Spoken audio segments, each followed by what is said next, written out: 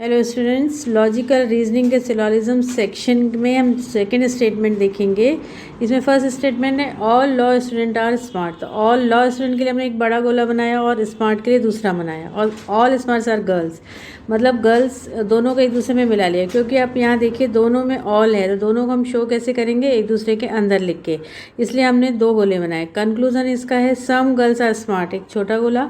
Some girls are law, उसके लिए भी हमने एक छोटा सा गोला वहाँ पर बना दिया। अब हम यहाँ पे ये देखेंगे कि जैसे अब हम सारे सेंटेंस को देखें, कंक्लूजन को भी देखें, स्टेटमेंट को भी, तो वहाँ गर्ल्स ही सब जगह आ रही हैं यूनिवर्सल उसमें।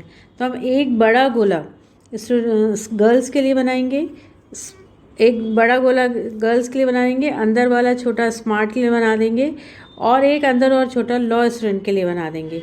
तो ये जो हमारा आंसर होगा, मतलब इसमें जो दोनों कंक्लूजन है वो इनको फॉलो कर रहे हैं।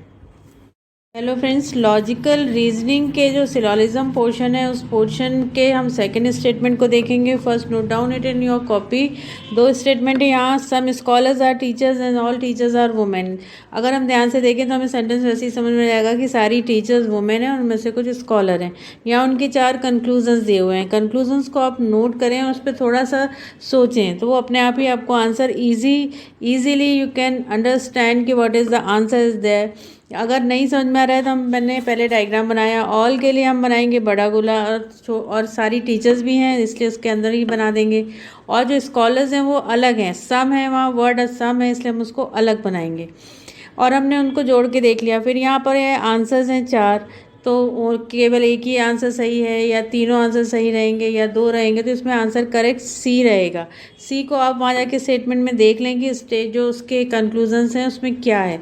Hello friends, logical reasoning is most important part of an entrance exam. It is based on its conclusions, correlating fact and statements. Day by day important भी होता रहा है, स्कोरिंग भी हो रहा है। इसका फर्स्ट पार्ट है स्टेटमेंट इन्फ्रेंसेस। कुछ क्वेश्चन इस तरीके से रहेंगे जहाँ पर दो रिलेटेड सेंटेंसेस रहेंगे, उसमें से आपको करेक्ट लॉजिक चुनना है, और इस तरीके से उसमें दो इन्फ्रेंसेस रहेंगे और आंसर्स रहेंगे।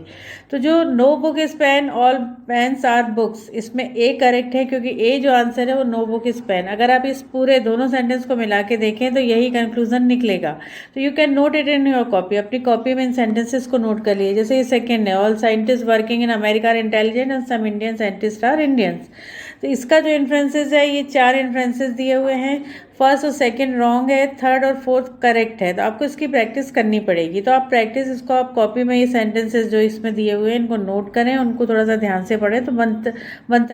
Hello friends, logical reasoning is most important part of an entrance exam. It is based on its conclusions, correlating fact and statements.